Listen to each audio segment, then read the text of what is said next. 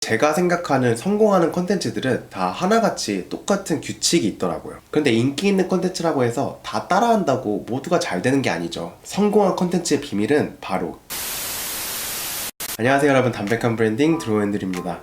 제가 지금 감기에 걸려 있어서 목소리가 평소랑 조금 다른 점 양해 부탁드립니다. 오늘 할 얘기는요, 제가 소셜미디어 관련 영상을 많이 올리지 않습니까?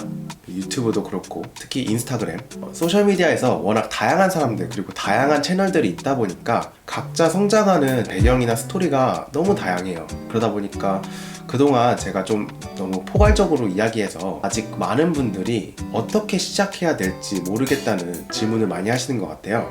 특히 어떤 컨텐츠를 하면 좋을지에 대한 질문이 굉장히 많았는데, 사실 이 부분에 대해서는 저도 아직 배워가는 중이긴 해요. 그런데 제가 생각하는 성공하는 콘텐츠들은 다 하나같이 똑같은 규칙이 있더라고요. 그래서 오늘은 그것에 대해서 여러분들에게 좀 더 구체적인 예를 보여드리면서 이야기를 해볼까 합니다. 저는 콘텐츠라는 것이 내가 파는 상품이라고 생각을 해요. 내가 쓴 글, 내가 찍은 사진, 내가 만든 디자인, 내가 편집한 영상 등등, 이 모든 것들이 저를 구독하고 팔로우하는 사람들이 소비하는 상품이라고 생각을 합니다. 그러면 이걸 비즈니스라고 봤을 때 이 상품이 상품 가치가 있으려면 소비자의 니즈를 충족시켜야 된다는 거 다 아시죠? 보통 이 니즈라는 것이 인간의 욕구와 밀접한 관련이 있다고 생각을 합니다. 그래서 상품 가치가 높은 콘텐츠를 제작하려면 인간의 욕구를 잘 알아야 된다고 생각이 들더라고요. 그래서 제가 인간의 욕구에 대해서 좀 찾아봤습니다. 그랬더니 매슬로우의 인간의 5대 욕구라고 나오더라고요. 이렇게 인간의 욕구를 5가지 단계로 나누어 둔 것인데,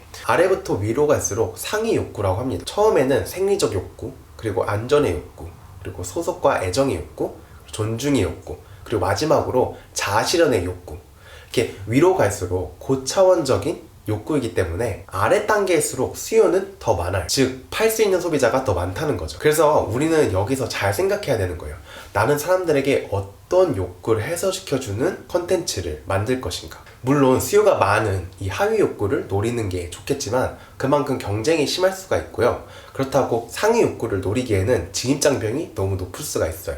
그래서 본인이 생각했을 때 가장 잘 타겟할 수 있는 그 지점을 찾아보면 아주 좋겠죠. 그러면 이걸 하나둘씩 살펴볼게요. 가장 아래 단계인 생리적 욕구에는 식욕이 있어요.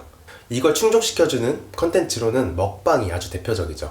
그리고 맛집을 소개시켜주는 그런 컨텐츠라든지 음식을 리뷰하는 컨텐츠라든지 때로는 음식을 만드는 방법을 알려주는 그런 컨텐츠가 될 수도 있겠고요. 그리고 생리적 욕구에서 또 대표적인 게 수면 욕구가 있습니다. ASMR. 특히 요즘 시대에서 불면증으로 고생하는 사람들이 굉장히 많잖아요. 그런 분들의 수면 욕구를 채워주는 게 바로 이 ASMR 컨텐츠죠. 그리고 식욕과 이 수면 욕구를 같이 만족시켜주는 게 ASMR 먹방. 이게 굉장히 똑똑한 거죠. 둘 다 가져가는 거예요. 그러니까 이렇게 여러분이 같은 식욕이나 수면욕을 생각하더라도 먹방과 ASMR, 이에 또 다른 것을 접목시켜서 새로운 컨텐츠 장르를 창조해낸다면 그 컨텐츠의 희소 가치는 더 높아지겠죠. 그 다음으로는 성욕. 이거는 자신의 경험을 이야기해주는 컨텐츠가 될 수도 있겠고, 근데 이게 꼭 그렇게 섹슈얼한 것이 아니더라도 제가 생각할 때는 어떻게 보면은 매력적인 외모를 가진 사람이 이제 브이로그든 뭐든 자신의 외적인 매력을 어필하는 콘텐츠도 여기에 속한다고 생각을 해요.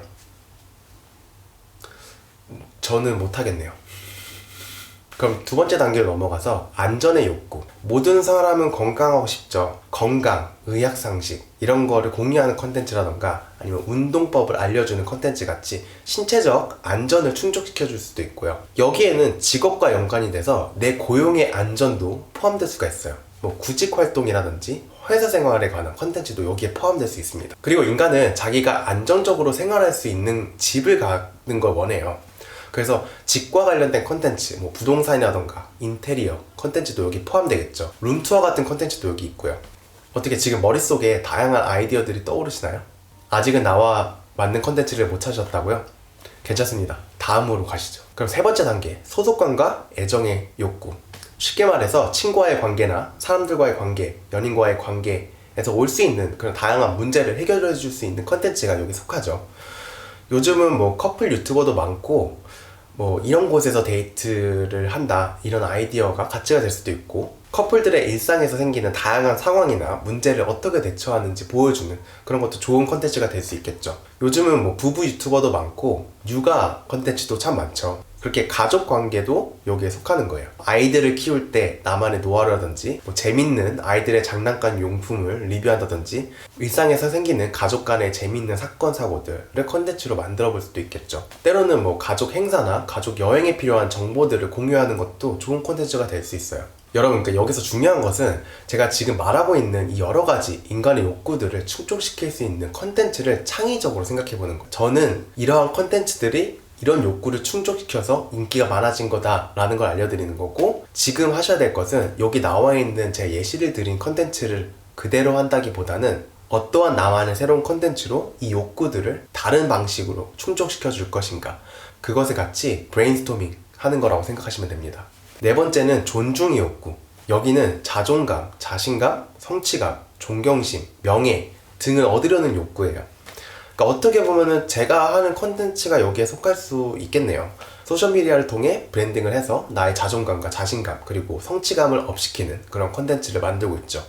또는 뭐 외모를 가꾸는 법을 알려주는 뷰티 컨텐츠라든지 뭐 옷을 잘 입는 방법을 알려주는 패션 컨텐츠라든지 이런 것도 이곳에 포함될 수 있다고 생각을 해요. 거기서 알려주는 방법들로 자신감을 찾는 거니까. 또는 성공한 사람들의 이야기를 통한 동기부여 컨텐츠라던가 성공하는 법, 돈 버는 법, 생산성을 키우는 법 같은 자기개발 컨텐츠들 많죠. 머릿속에 그런 채널들이 막 떠오르시죠? 다 이 존중의 욕구를 충족시켜주는 컨텐츠들입니다. 마지막으로 맨 위에 단계, 자아실현의 욕구. 우리는 나이가 먹으면 먹을수록 더 나은 인간이 되기 위해서 끊임없이 노력을 하죠. 그런 욕구를 말하는 거예요. 그래서 우리가 삶의 보람을 느끼기 위해서 하는 것들 있죠. 뭐 예를 들어 봉사활동이라든지 책을 읽는다든지 명상을 하고 때로는 무언가에 큰 도전을 하고 자기 개발을 하고 잠재력 또는 창의력을 높이기 위한 취미 활동들, 이런 다양한 활동들을 할 때 도움이 되는 컨텐츠를, 예를 들어서 뭐 책을 소개시켜주는 그런 컨텐츠라던가 책 대신에 영화나 노래가 될 수도 있겠죠. 그림 그리는 법을 알려주는 컨텐츠, 뭐 예술 활동에 대한 컨텐츠, 또 뭐가 있을까요? 저도 좀 창의적이게 생각을 해봐야겠네요. 그래서 제가 이번 영상에서 말하고 싶은 것은 이 매슬로의 인간의 5가지 욕구에 대해서 알아보면서 내가 만드는 컨텐츠는 도대체 어떤 욕구를 충족시켜주는 가치를 지니고 있는지 같이 생각해 보자는 거예요. 그리고 나의 강점은 어떤 컨텐츠에서 빛을 발할지도 생각해 보자는 거죠. 그런데 인기 있는 컨텐츠라고 해서 다 따라한다고 모두가 잘 되는 게 아니죠. 성공한 컨텐츠의 비밀은 바로 캐릭터입니다. 같은 컨텐츠를 하더라도 새로운 방법으로 새롭게 보여질 수 있는 가장 빠른 방법인 거죠. 여러분들은 어떤 컨텐츠를 하면 좋을지, 그리고 나에게 어떤 캐릭터를 입히면 좋을지 생각해 보시겠어요? 제가 생각했을 때 여기서 가장 중요한 건 소셜미디어에서 성장하려고 할 때 얼마나 빠르게 성장하느냐 보다 내가 이걸 함으로써 정말 흥미를 느끼고 보람을 느껴야지 잘할 수 있다고 저는 깊게 믿고 있거든요. 그래야지 내가 사람들에게 진짜 신뢰를 주고 진정성 있는 가치를 줌으로써 뜻깊게 성장할 수 있다고 생각을 해요. 이게 또 돈이랑 비슷한 것 같아요. 내가 얼마나 버냐보다 내가 어떻게 버냐가 더 중요한 것처럼 말이죠.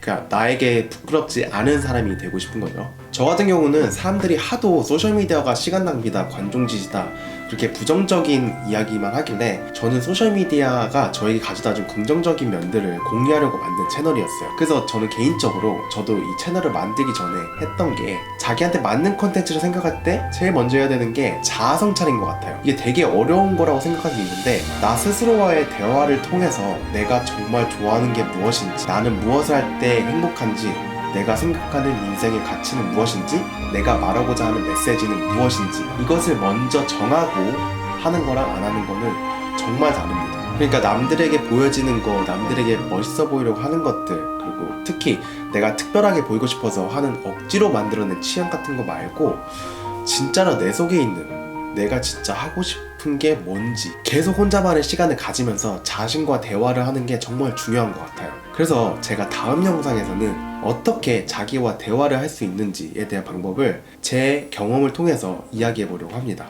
그러면 이 영상도 많이 기대해 주시고 저는 다음 영상에서 뵐게요. 드로우 앤